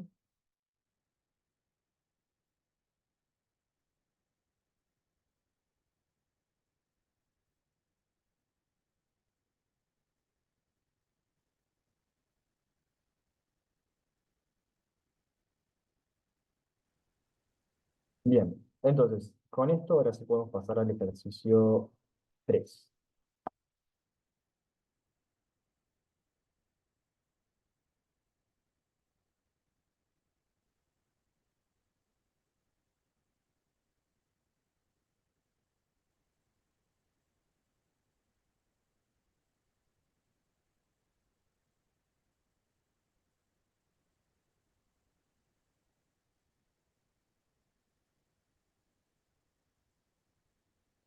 Dice, una onda electromagnética viaja en dirección negativa a lo largo del eje X en el vacío. Nos dan la amplitud del campo eléctrico, la longitud de onda, nos piden escribir el campo magnético. ¿Sí? Entonces, dibujemos los ejes. Voy a dibujar el eje X y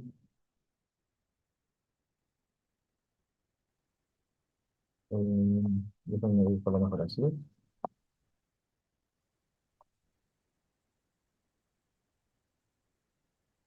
X y Z, ¿no? Entonces dice, una onda electromagnética viaja en la dirección X. Entonces, si viaja en la dirección X, eso quiere decir que el producto vectorial es paralelo, y que el dirección B es paralelo a X.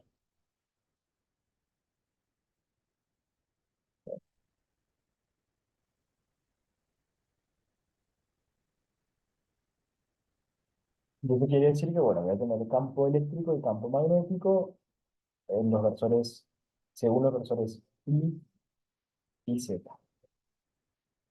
Por otro lado, puedo ya arrancar escribiendo la expresión, es decir, x de t va a ser e0, seno, acá donde yo pongo seno, en algunos casos pueden poner coseno, si ustedes ponen coseno va a estar todo bien, si no hay ningún problema en eso.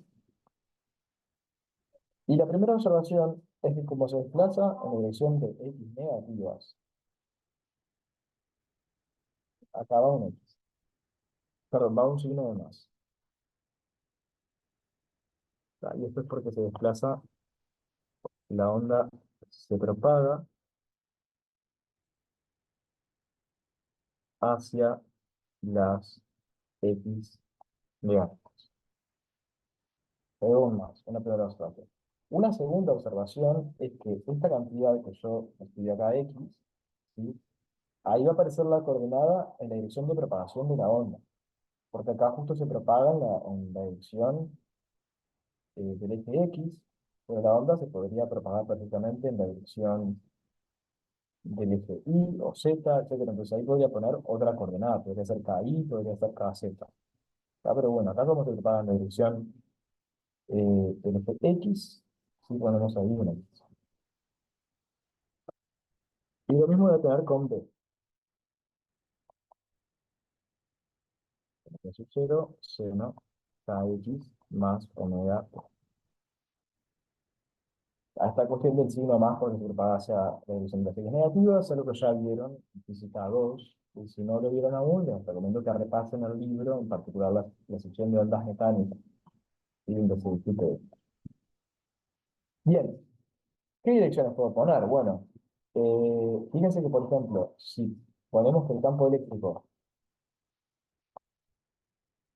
eh, se encuentra sobre el versor I,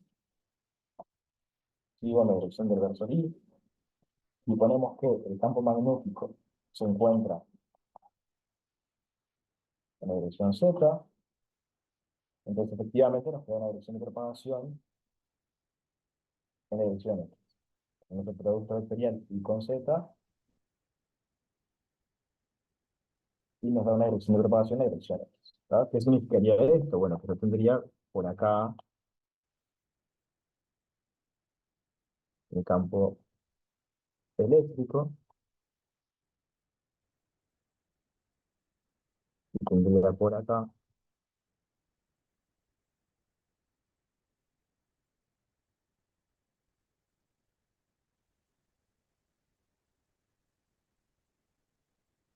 bueno, más o menos, si se entiende.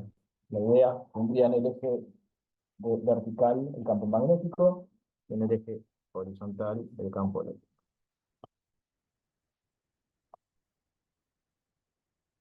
¿Qué nos falta terminar? Bueno, K. K es 2pi sobre lambda. ¿Qué otra cosa nos falta determinar? Omega. ¿Cómo podemos usar omega?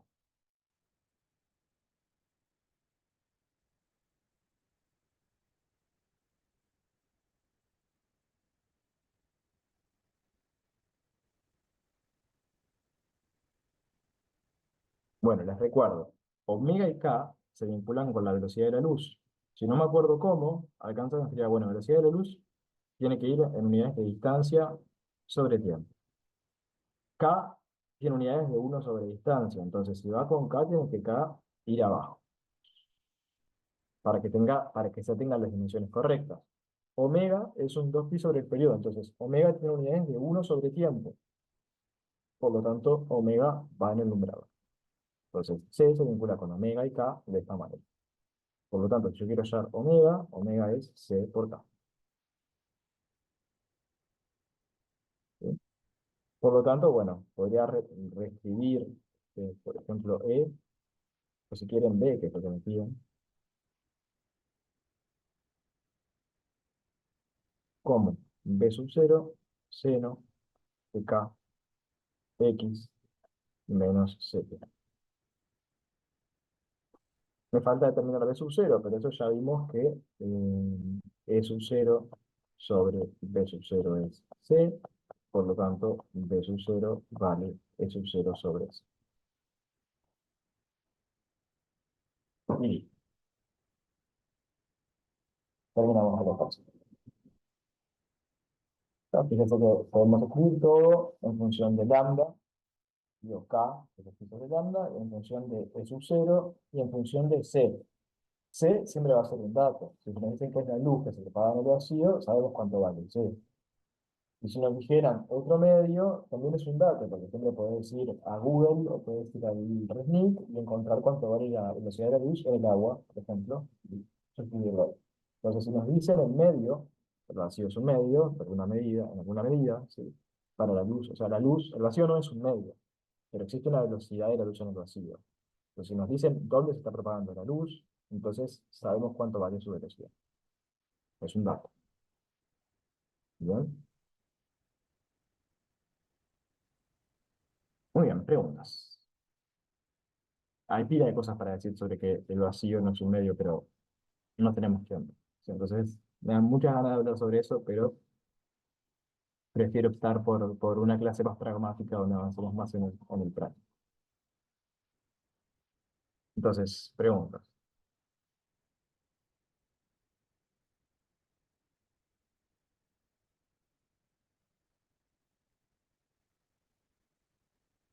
Acá me faltó, estoy viendo esta cantidad.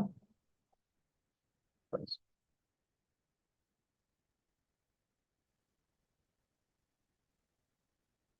bueno, seguramente el primer ejercicio se siguieron más o menos, no les pareció tan difícil, este tampoco. Sí, y es normal, este práctico no tiene en general ejercicios difíciles, a mi entender. ¿Sí? Quizás los más difíciles son los opcionales, y en este práctico yo diría, también en mi opinión, que no hay ejercicios opcionales. Lo que quiere decir que yo les sugiero que hagan todos los ejercicios, eh, todos los ejercicios adicionales, que se llama, bueno, yo les sugiero que hagan todos, que no consideren que ninguno es adicional. Eh, para terminar, vamos a hacer el ejercicio 6, pero antes voy a tener que introducir un poco el concepto de energía y potencia y ondas electromagnéticas. Entonces, para eso,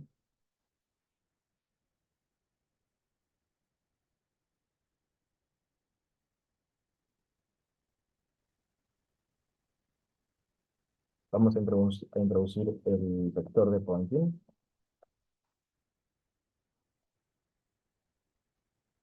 que se define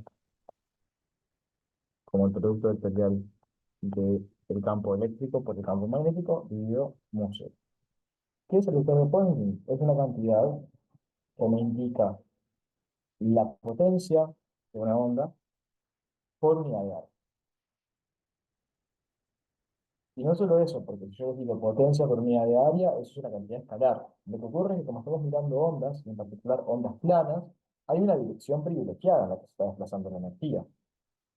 Entonces, el vector de Poynting está diciendo, la energía va en la dirección la dirección del producto vectorial de E con B. Que tiene sentido, porque justamente decíamos que la dirección de propagación de la onda es esa. Entonces, claramente la energía se mueve en la dirección en la que se propaga la onda. No da igual hacia dónde mire, porque una onda está propagando en una dirección específica. Eso es lo que me dice el vector de Poynting. Rara vez vamos a querer trabajar con el vector de Poynting. Típicamente lo que vamos a querer es trabajar con potencia. Y en particular con potencias medias. El vector de Poynting es una cantidad instantánea. Entonces, ¿cómo se vincula la potencia media con el vector de Poynting? Bueno, quizás antes hacemos el vector de Poynting medio, el módulo. Si ahora voy a poner un poco solo ese sin flecha, eso quiere decir el módulo, y además voy a tomar el promedio. Y si tomo el promedio, ¿qué me queda? Bueno, me va a quedar, quieren el promedio del producto de los módulos de E con B sobre 2 sub 0, y eso al final lo que te da es el promedio de un seno al cuadrado. Ustedes ya hicieron la cuenta en el teórico, que el promedio de un seno al cuadrado me da un medio multiplicado por las amplitudes. Entonces acá me va a quedar E0 por B sub 0 sobre 2 mu 0. Y usando la relación entre BC, esta relación de acá, ¿sí? Podemos decir que esto es E sub 0 al cuadrado sobre 2C mu 0. Y a veces se define RMS como E sub 0 sobre raíz de 2, pero bueno. Ahí tienen el circuito ese. Y entonces, en función de RMS, se lo pueden escribir como S igual ERMS al cuadrado sobre C. ¿Cómo le? Bueno, tenemos el vector de Poynting promedio. ¿De qué me sirve eso? Bueno, es que la potencia promedio la podemos escribir como la integral de, si quieren, el vector de Poynting promedio, o si quieren, antes de pasar acá, porque esto ya les va a parecer confuso. Entonces, si quiero calcular la potencia, va a ser simplemente esta cantidad. Esta es la potencia instantánea. ¿Qué quiere decir eso? Bueno, quiere decir que si vos tenés una onda plana, que a veces se representa así, estas son las distancias, cada una de estas líneas representa un máximo de la onda. Entonces acá, si quieren, esta distancia es una longitud de onda. Si vos tenés una onda plana que se da de lleno contra una superficie, ¿sí? Recuerden que el dA es perpendicular a la superficie. ¿Dónde? Acá la onda se propaga en esta dirección, ¿sí? Pues si vos tenés una onda donde tu vector de Poynting es paralelo o antiparalelo al dA, no pasa nada, que te va a quedar simplemente, eh, si es una onda plana, ese no va a depender, si esto es una superficie plana, no va a depender del punto concreto que estemos mirando, así que te va a quedar ese por ahí. ¿Tá? Si vos tenés una onda plana, pero se choca contra una superficie más extraña, entonces ahí vas a tener que hacer este producto escalar.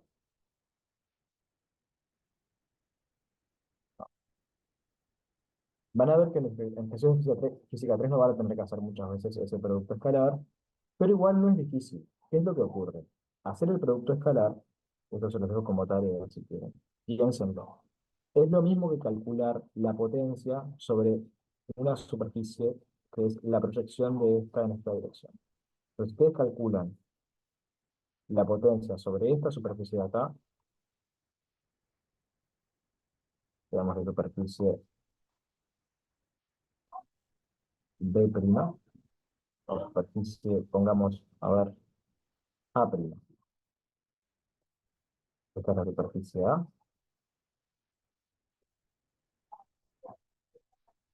So, la potencia, acá sí es la media, en la A es igual a la potencia media en la A'.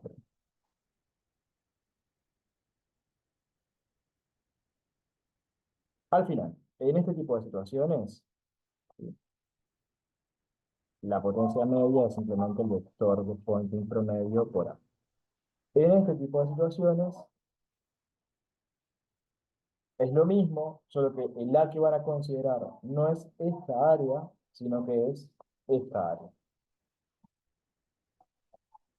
Y al final les queda también S por A. ¿Tá? Un ejercicio práctico donde pueden aplicar este concepto, es bueno porque pueden hacer las dos cuentas, pueden hacer la cuenta con el producto escalar o pueden hacer la cuenta directamente proyectando en esta superficie, es este ejercicio.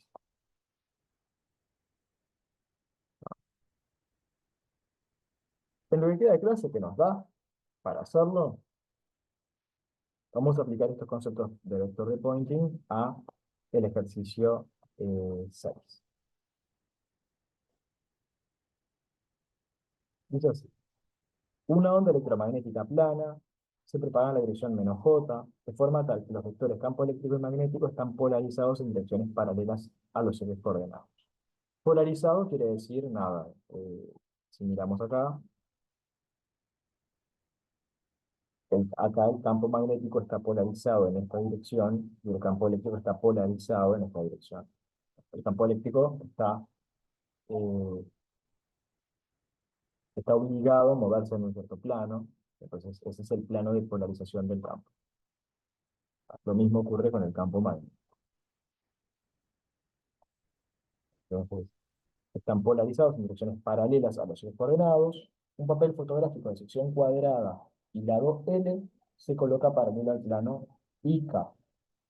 El papel es sensible a la intensidad luminosa y necesita de cierta energía electromagnética total, cuyo valor no es dado, para que se vuelva totalmente negro.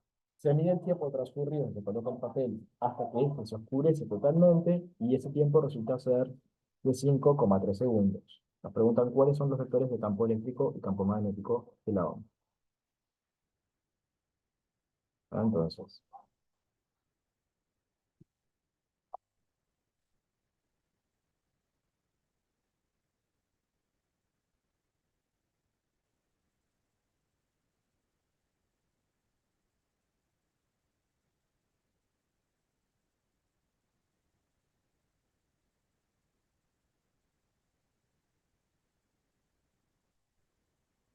bien, vamos a poner aquí J, I y K. Entonces la onda se propaga en la dirección menos J, y entonces si la coordenada I es X, J es Y, K es Z, la onda de campo magnético, sí, será, dependerá ahora de la coordenada I, y va a ser E sub 0 seno K I más omega t, porque se está desplazando en la dirección de las I negativas, y esto es según, por ejemplo, el, el verso de I, y lo mismo con el campo magnético.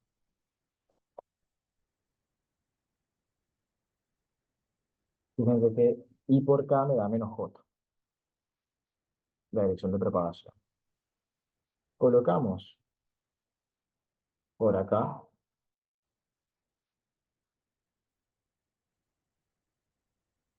la placa fotográfica, ¿sí? Y va a haber cierta energía de la onda electromagnética que va a impactar contra la placa fotográfica y que eventualmente la va a oscurecer. Era cuando vos tenías las cámaras viejas que tenían rollos, ¿sí? Entonces también pasaba que si uno ponía el rollo a la luz, quedaba negro. Bueno, es ese tipo de fenómeno que pasa acá. Ahora, tiene cierto papel que en contacto con la luz, luego de cierta energía, se oscurece.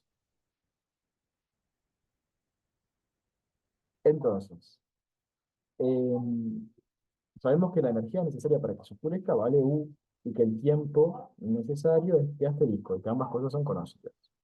Entonces podemos calcular, conocemos su área también, ¿no? Porque su lado es L y la sección es cuadrada. Entonces, eh, pensamos una cierta potencia, ¿sí? Y esa potencia multiplicada por el tiempo me va a tener que dar la energía que tuvo que absorber un papel fotográfico. ¿Cuánto vale la potencia? Bueno, la potencia recién dijimos que era igual al vector de Poynting promedio, si acá estoy usando la potencia media, porque si quiero esperar que se esfuerce un papel, obviamente que la naturaleza sinusoidal de la luz no la veo, ¿sí? El periodo de la luz que está impactando ahí es muchísimo más pequeño que los 5,3 segundos. Entonces yo voy a mirar la cantidad promedio, si voy a mirar la potencia media, el vector de Poynting medio. Esto es lo que típicamente voy a mirar en un ejercicio. ¿Sí? Esto me queda el vector de Poynting por A. Esto tiene sentido, ¿por qué? Porque fíjense que el vector de A, de esta superficie, es antiparalelo, digamos, a la dirección de propagación de la onda. Que sea antiparalelo más a aparecer un signo menos, pero eso tiene sentido porque lo que está pasando es que la placa está absorbiendo energía. Entonces la luz está perdiendo energía. Se lo está dando a la placa. ¿Sí? Pero no voy a mirar eso, voy a mirar solo el módulo. ¿Ah? Entonces tengo el producto de S con A. ¿Sí? S dijimos que era igual en promedio a E0, B0 sobre 2 mu 0 por A. Esto es P. Y esto a su vez dijimos que era igual a E0 al cuadrado sobre 2C mu 0 por A. A dijimos que valía L al cuadrado, además, porque era el área. Entonces, la potencia media tiene este valor. Si ahora sustituyo en esta primera ecuación, lo que me queda es que la potencia media que vale E sub 0 al cuadrado por L al cuadrado sobre 2C mu 0 por T asterisco tiene que ser igual a U. Y acá puedo despejar E sub C.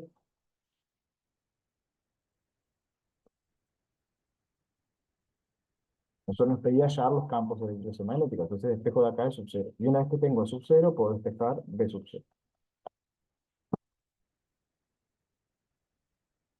La frecuencia y la longitud de onda no puedo determinarlas con la información que me da. Lo máximo que yo puedo determinar es E0 y B0.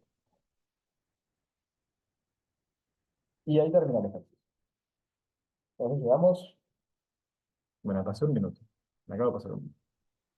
Ni íbamos a llegar y llegamos justo.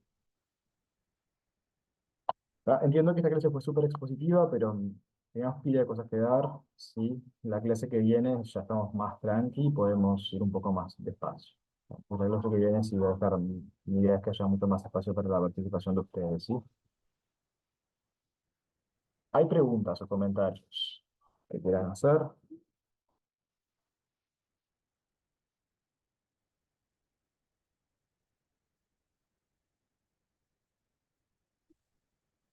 Seguramente hay varias, si es la primera vez que están viendo esto, seguramente hay ya cosas que todavía no les cierran del todo, pero bueno, eso es parte de trabajar el práctico, ¿sí? Entonces mi sugerencia es que también este práctico lo hagan todo, ¿sí? No son muchos ejercicios, eso es lo bueno, y la mayoría de los ejercicios son muy fáciles, ¿sí? Vieron que no llevan muchas líneas. Si no entienden, si no lo sacan en pocas líneas, es porque no están entendiendo el ejercicio. Entonces, yo pararía ahí y preguntaría. Digo, le preguntaría a un compañero, compañera, o un docente, o el foro, ¿tá? En general, los ejercicios estos salen en muy pocas líneas. Entonces, si empiezas a volverse algo muy complejo, porque lo estoy haciendo mal.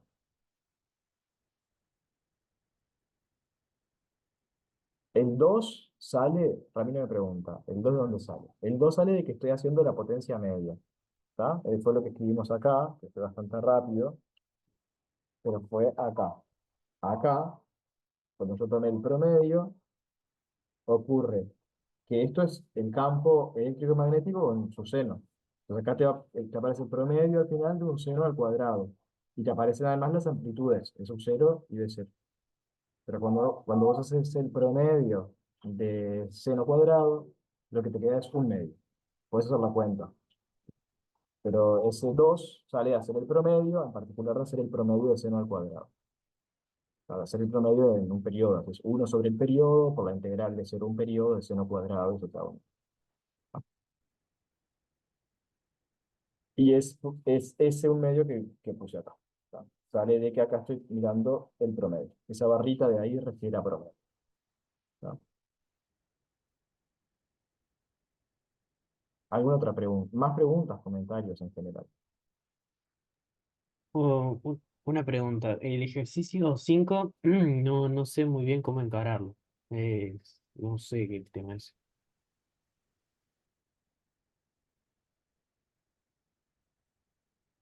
Bien, el ejercicio 5 es similar al primer ejercicio que hicimos. ¿Tá? Donde lo que tenés que ver en el 5, sí, para todos y todas, el ejercicio 5 es un ejercicio donde tenés un capacitor de placas paralelas, no me acuerdo si son circulares o no, pero creo que no importa, dice circulares,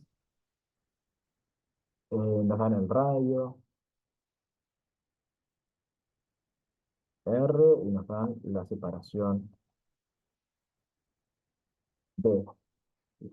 Y nos dicen en este ejercicio que además se coloca una diferencia de potencial senoidal, es decir, una fuente de corriente alterna, ¿sí? Y nos dicen cuánto vale B de T, ¿sí? Nos dicen que su valor máximo vale 162 volts, y nos dicen cuánto vale la frecuencia. Entonces, esencialmente, este capacitor está conectado a una fuente de corriente alterna y voy a asumir que esa fuente de corriente alterna tiene un voltaje que vale B sub 0 seno de omega por T. O coseno de omega por T, no cambia, como quieran. Bien, entonces, ¿qué tengo que mirar? Bueno, ese capacitor está conectado en paralelo a esa fuente. Por lo tanto, el voltaje en el capacitor que vale U de T sobre C tiene que ser igual a B de T. Por lo tanto, U de T vale B sub 0 C seno de omega por T. ¿Tenés cuánto vale este? Y te piden, haz el valor máximo del campo magnético inducido. Entonces vos lo que tenés acá es que usar la ley de Ampère-Maxwell. Entonces vas a tener que decir, la integral de B de L es igual a mu 0 I más mu 0 por la corriente de desplazamiento, que dijimos que era esto. Pero igual que pasaba en el ejercicio 1, este término no está, porque no tenés ningún cable conectando una placa con la otra. Para que tuvieras una ahí tendrías que tener algún cable que pasara entre las dos placas, que no hay. Entonces, todo el campo magnético que vas a tener es un campo magnético inducido, por eso la letra habla de campo magnético inducido, y es inducido por la corriente de desplazamiento, o dicho en otras palabras, por una derivada del flujo de campo eléctrico entre las placas. Entonces, para eso tiene que venir, calcular el campo eléctrico, que es el mismo que hicimos hoy, porque es un capacitor de placas paralelas planas. Entonces, tenés sigma sobre epsilon cero, que es carga sobre el área, ahora es un área circular, por epsilon cero, y luego venís que es dE dt es dQ dt 1 sobre área epsilon cero, y dQ dt lo hallaste. Va, o lo puedes hacer de acá. Y tenés Q dt, entonces dQ dt lo puedes escribir de ahí. Ahí va, muchas gracias. Y ahí seguís el razonamiento. No lo terminé, pero creo que con esto ya está bastante avanzado. ¿No, Sí, Santiago? ¿Te sí. queda claro? Sí, sí, ahí entendí, muchas gracias. Genial, de nada. Bien, más preguntas o comentarios mientras les voy generando el PDF. Pero escucho más preguntas.